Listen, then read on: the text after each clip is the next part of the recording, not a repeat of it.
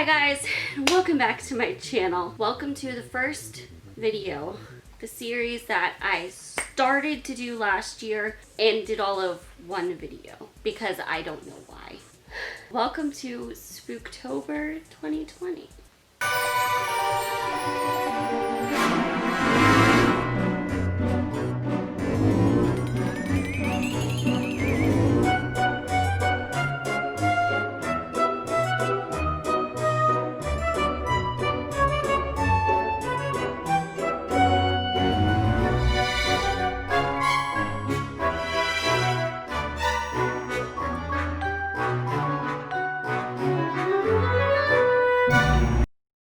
Now, you guys know from watching my channel, I love scary movies. Christmas is my favorite holiday, but I absolutely love October and Halloween and scary movies and creepy things, and it's just really fun. I absolutely love horror movies.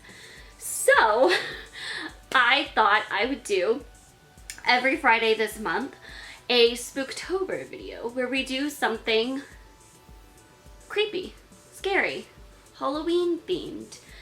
And I have a ton of fun things planned that I will make you stay tuned for. But this first one is going to be a story time. And it's a story, it's my parents' story of a very creepy encounter.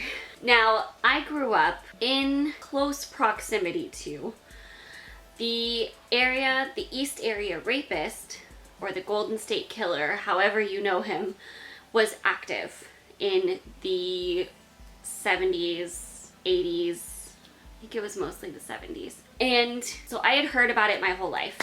It was always interesting to me. It's an interesting story. It was an interesting mystery.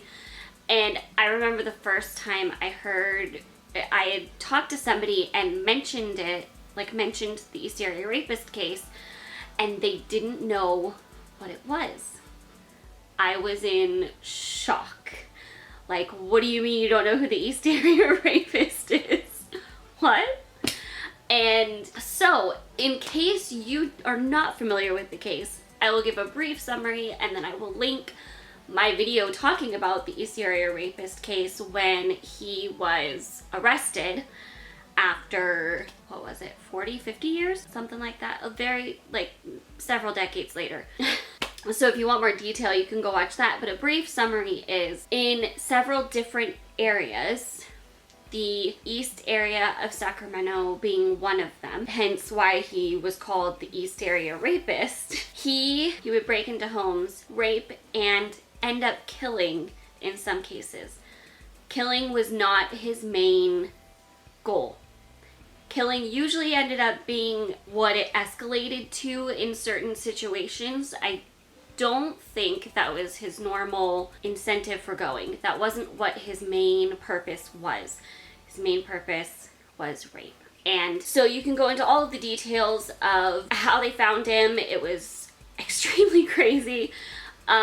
I do, in this circumstance, want to kind of go over the general description of him and put up the picture, the sketch that the sketch artist did of who they thought he was back when he was active and they were trying to catch him, because it's pertinent to the story. So that's what he had as a sketch. And he was known for wearing ski masks. He is also known as the original Night Stalker because he was active before the actual Night Stalker. But they were actually very similar in their MO. So that was going on when my parents were about 17, 18, I believe. I'd have to look at dates more closely, but they were older teenagers. I think they were probably close to graduating if they hadn't just graduated high school. They have been together since they were 15. So one night they decided to drive down the path that they usually took to go jeeping that was in an area that the East Area Rapist was actually active in. It was dark and it was just my mom and dad in the car. They went by themselves to drive it. And as they were going down the path, my dad stopped and said, "What?" to my mom. And she had kind of had a bad feeling already that maybe they shouldn't go, but she hadn't said anything. And then when he said that, she was caught off guard because she hadn't said anything. So she told him, "I didn't say anything." And he said, "No, I just heard you say something. What did you say?" And she said, "I didn't say anything." And he said, "Are you sure?" And she said, "Yeah. Why? What did you hear?" And he said, "I swear I just heard a woman's voice saying, 'Be careful, Steve.'" Steve's my dad's name. And so that was weird. And he goes, "Huh, okay." And she was like, "Okay, that's creepy." But they kept going, trying to brush it off and think, "Oh, it's nothing." And then they get down there, they go a little bit farther, and my dad stops and says, "I have a bad feeling. I think we should just turn around." And my mom goes, "Okay," because she had had a bad feeling, but she hadn't wanted to say anything. And for him to have a bad feeling, my dad is not the type that really has that happen very often, where he gets feelings about things like that. He's not typically the type to say, "Oh, I have a bad feeling about this." So it was already strange for him to be saying, "I have a bad feeling about this. Maybe we should just turn around." And that kind of tipped my mom off too and made her more uneasy because she knew how strange for him to say that was. So they decided to turn around.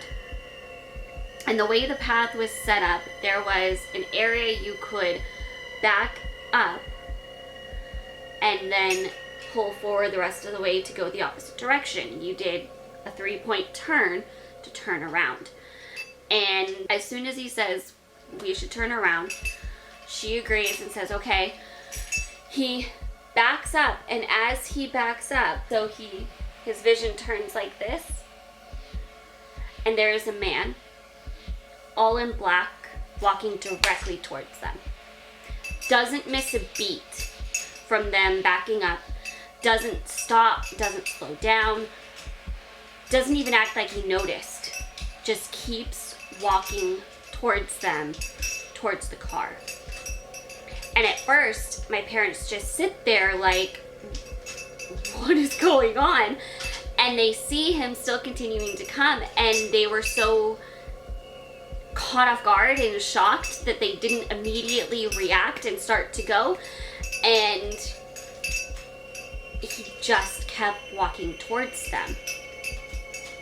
So finally, my dad realizes the guy is not stopping or hesitating at all and is continuing to come towards the car. So he throws the car into drive and pulls off. And they continue back the way they had come, back up the path out of where they were. So now I want to bring your attention back to the sketch of the East Area Rapist that they had at the time. Minding they were in his area that he was active in. The more I have heard this story, the more I hear my mom describe the guy, the more I hear my dad describe the guy, I am more and more convinced, and they have become more and more convinced that that was him, and that they had a run-in with the East Area Rapist. It is a story I have heard all of my life. I always love hearing stories from when my parents were younger and all of that, so I'm always interested in those type of stories, and this is one that I have heard over and over and over again, and it never ceases to give me goosebumps and chills and just creep me out, because the thought that they were that close to the East Area Rapist is crazy. It is insane to me to think that they were that close and had that close of a interaction and an encounter. So let me know what you guys think. I would love to hear any creepy stories from real life you guys have. So leave them in the comments below if you have one you would like to share. And if you're excited for this series, let me know that as well. I hope you guys enjoyed this story time. Hope it was a fun start to your spooky season. And keep watching for more Spooktober videos. And I will see you guys in the next one. Bye!